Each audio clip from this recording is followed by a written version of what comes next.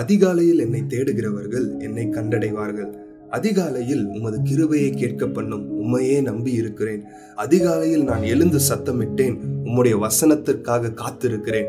இதே போல வேதத்துல நிறைய வசனங்கள் அதிகாலை ஜெபத்தோட முக்கியத்துவத்தை பத்தி சொல்லப்பட்டிருக்கு. ஆனா நடைமுறையில இதெல்லாம் பாசிபிளா? கண்டிப்பா அதிகாலையில தான் எழும்பி ஜெபிக்கணுமா அப்படின்னு யோசிச்சுட்டு இருந்தீங்கன்னா இவங்க என்ன சொல்றாங்கன்னு கேட்கலாம் வாங்க.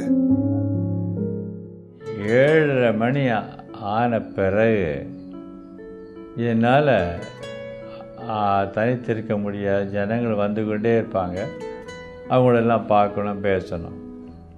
அதனால் கர்த்தருடைய கிருபையினால் மிகவும் அதிகாலையில் எழுந்திருந்து ஜெபிக்கக்கூடிய ஒரு கிருபையை ஆண்டவர் இங்கே தந்திருக்கிறார். படிக்கிற காலத்திலிருந்தே பொதுவாக 4 மணிக்கு நான் எழுந்திருத்து ஜெபம் பண்ணுவேன். அப்பொழுதே தனித்து பாடி நல்ல சத்தமாக ஸ்தோத்திரம் பண்ணி பாடி ஜெபம் பண்ணுவேன். வீட்டிலேயே எல்லாருக்கும் தெரியும், தம்பி எழுந்துட்டார் 4 மணிக்கு, அவர் பாட்டு பாடுறாருன்னு எல்லாருக்கும் தெரியும். 4 மணிக்கு பிறகு நாட்கள் ஆக ஆக 4 மணின்றது 10:30 மணிக்கு படுத்தா hardly I sleep about 3.5 hours also. 3.5 மணி நேரம் படுத்திருந்தா பெரிய காரியம். அதுக்கு மேலே படுக்க முடியலை. இப்போ இந்த நாட்டில் தூக்கமும் அதுக்கு மேலே வரமாட்டேங்குது. முன்பாக தூக்குவேன், 3.5 மணி நேரம் தூக்கமும் வரமாட்டேன். 3.5 மணி 2.5 மணின்னா உடனே கண்ணு தானாக திறந்துடும். அலாமெல்லாம் வேண்டியது இல்லை, அலாம் வச்சு எழுந்துருக்குல்ல, தானாக திறந்துடும். நான் எழுந்த பிறகு தான் உங்களுக்கு தம்பின்னு கூப்பிடுவேன். அந்த மாதிரி கர்த்தர் என்னை மாற்றிட்டார். இப்பொழுதும் அப்படி தான் வச்சுருக்கிறாரு, பிள்ளை வயசுலேயும் வச்சுருக்கிறாரு. அப்போது கிட்டத்தட்ட ஒரு 3.5 மணி செலவில் 2.5 மணி எழும்பி நீங்கள் ஒரு 4 மணி நேரம் அல்லது 4.5 மணி நேரம் 5 மணி நேரம் ஆண்டவரோடு கூட நீங்கள் செலவழிக்கிறீர்கள். 5:30 மணிக்கு அப்புறம் 5:30 6 மணிக்கு அப்புறம் தான் நான் வெளியே வர்றது. இப்போவும் இவ்வளோ நாள் ஆகும். அது பெரிய கிருபை தான். அதுதான் இவ்வளோ நாள் நிற்கிறது கர்த்தர் கிருபை தந்திருக்கிறார். ஜபந்தான் உங்களை கிருபையை தாங்கி நிற்க வைக்கிறது. ஜனங்களை நடத்துறதுக்கும், சபையை நடத்துறதுக்கும், ஊழியத்தை நடத்துறதுக்கும் ஒன்லி ஸ்ட்ரெங்க், அந்த ஸ்ட்ரெங்க் தான்.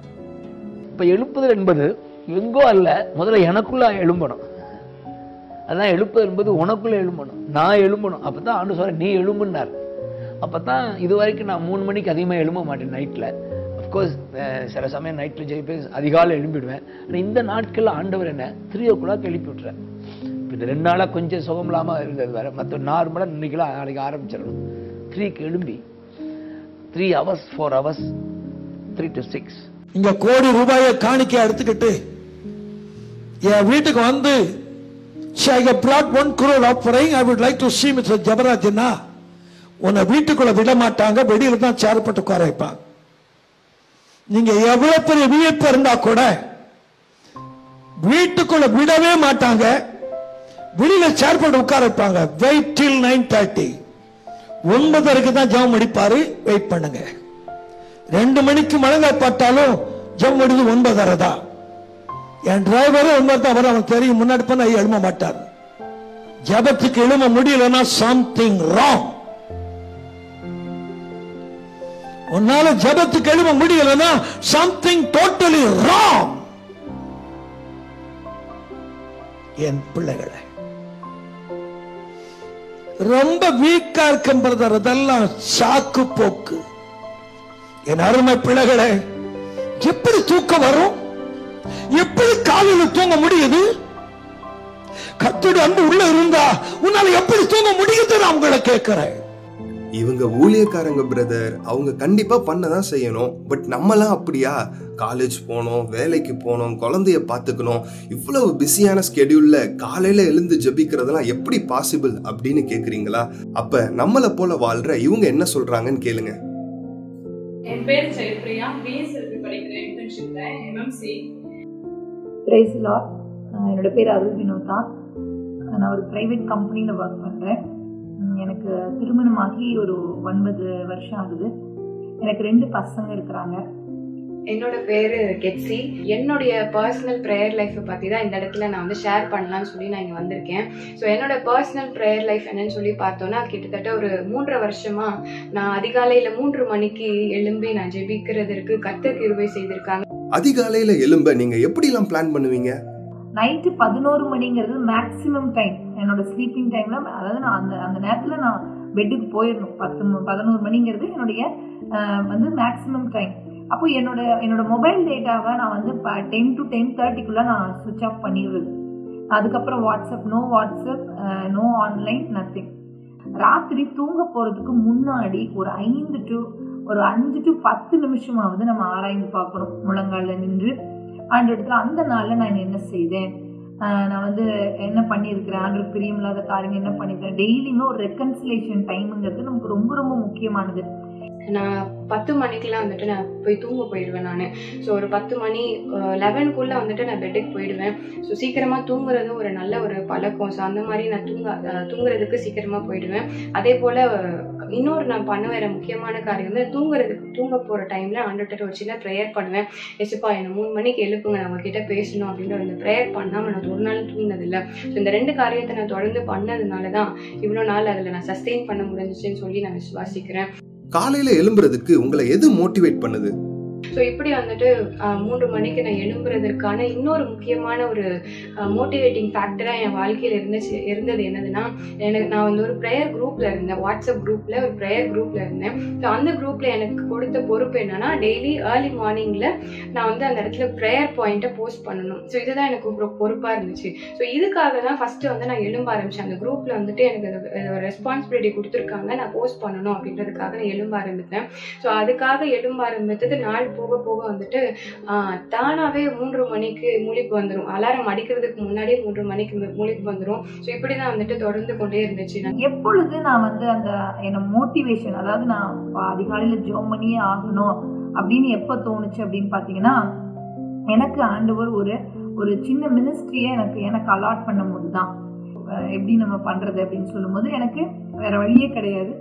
ஏன்னா ஈவினிங் டைம்லாம் வந்துட்டு என் பையனை பார்க்கணும், இல்லை வீட்டுக்காரிகளை பார்க்கணும் அப்படின்னு சொல்லும்போது எனக்கு டைம் இருக்க வாய்ப்பே இல்லை. அப்போது அதிகாலையில் எழும்பி தான் ஆகணும், ஏன்னா இது கர்த்தருடைய காரியம் அப்படின்றதுல ஒரு பயம் இருந்தது, ஒரு நடுக்க இருந்துச்சு. நீங்கள் பைபிள் நிறைய இடத்துல வாசிக்கும் போது பார்த்தீங்கன்னா, அந்த 3ஆம் மணி வேலையில 9ஆம் மணி வேலையில இப்படின்னு சொல்லி அந்த டைமிங் வந்து குறிக்கப்பட்டிருக்கும். ஆண்டவருக்கு வந்து இந்த டைமுங்கிறது ரொம்ப ரொம்ப முக்கியம். ஏன்னா அந்த ஒரு நாளிலே, அந்த நாளிகையில அப்படின்னு ஆண்டவர் வந்து குறிப்பா சொல்றதை நான் வந்து கவனிக்க ஆரம்பிச்சேன்.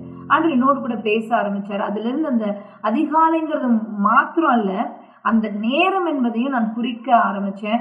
அதுக்கு முன்பதாகவே ஓட ஆரம்பிச்சேன். ஸோ அதுதான் வந்து அந்த மார்னிங் ப்ரேயருடைய அந்த ஒரு மோட்டிவேஷனாக மாறிச்சு. அந்த அதிகாலை பிரச்சனைங்கிறது வந்து விலையேற பெற்றுதான் நான் பார்க்கிறேன்.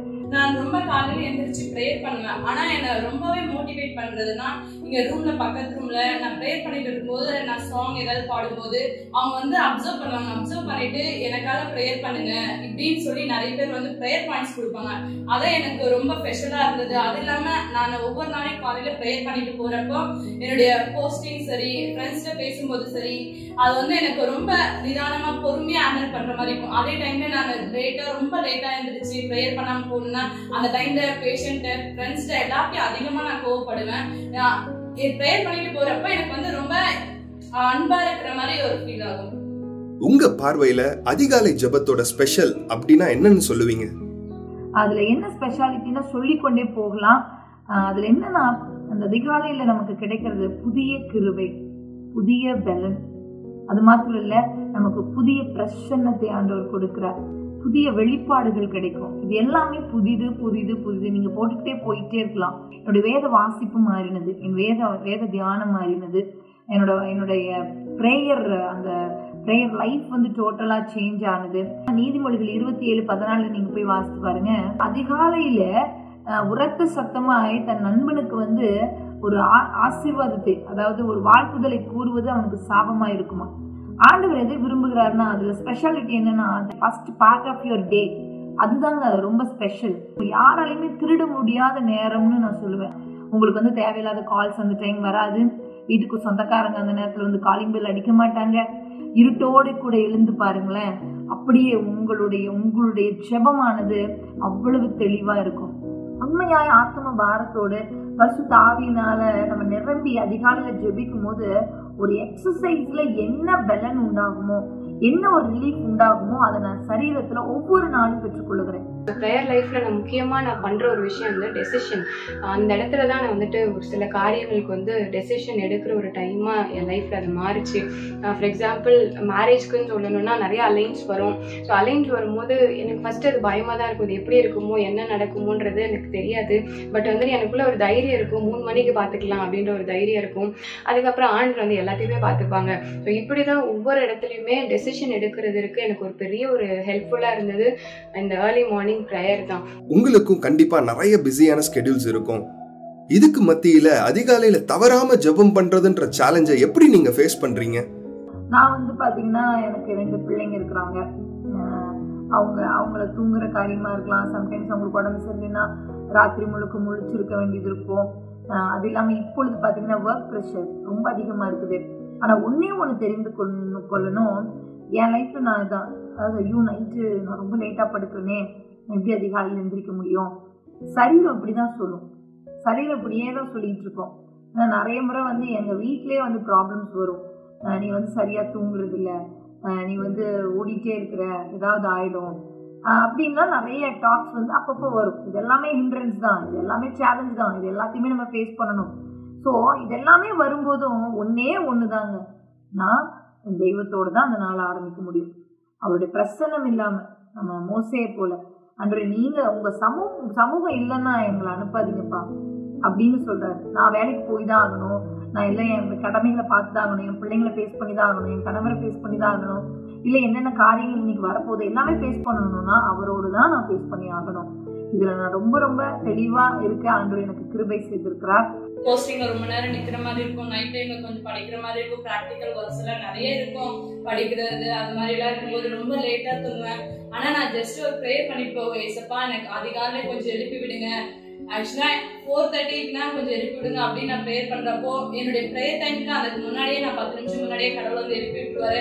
ஆனா நான் சொல்லுவேன் இன்னும் ஒரு 5 நிமிஷம் தூங்கவா, எனக்கு ரொம்ப பலவீனமா இருக்கு அப்படின்னு நான் சொல்லிட்டு படுக்கும்போது கர்த்தரை தேடுவதற்கு ஒரு நன்மையும் குறைப்படாது அந்த வார்த்தை என் இருதயத்துல வந்துட்டே இருக்கும். நம்ம இன்னைக்கு கடவுளை தேடினாதான் ஒரு நன்மை நம்ம வாழ்க்கையில வரும்னு சொல்லிட்டு நான் அந்த வசனத்தை அடிக்கடிக்கு ஆவியானவர் எனக்கு உணர்த்துவார். அந்த இதுலயே நான் ஏஞ்சி ப்ரேயர் பண்ணுவேன்.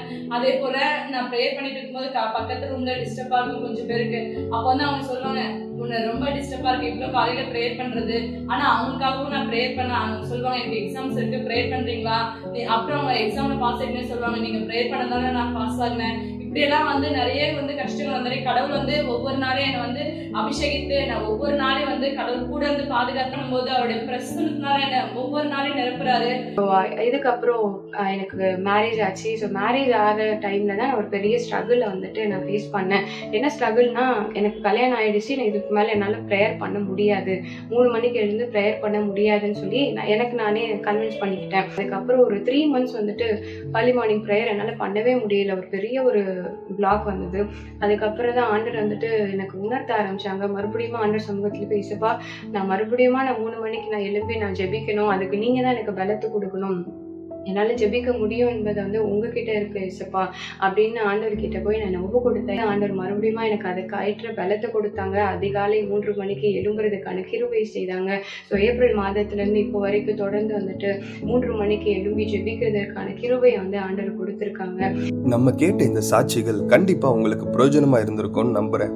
ஏசப்பா கண்டிப்பா நம்மளால செய்ய முடியாத காரியத்தை செய்ய சொல்லவே மாட்டார். ஆண்டவர்கிட்ட பெரிய காரியங்களை எதிர்பார்க்கிற நம்ம ஆண்டவருக்காக பெரிய காரியங்களை செய்யலைன்னா எப்படி? Let's expect great things from God, attempt great things for God.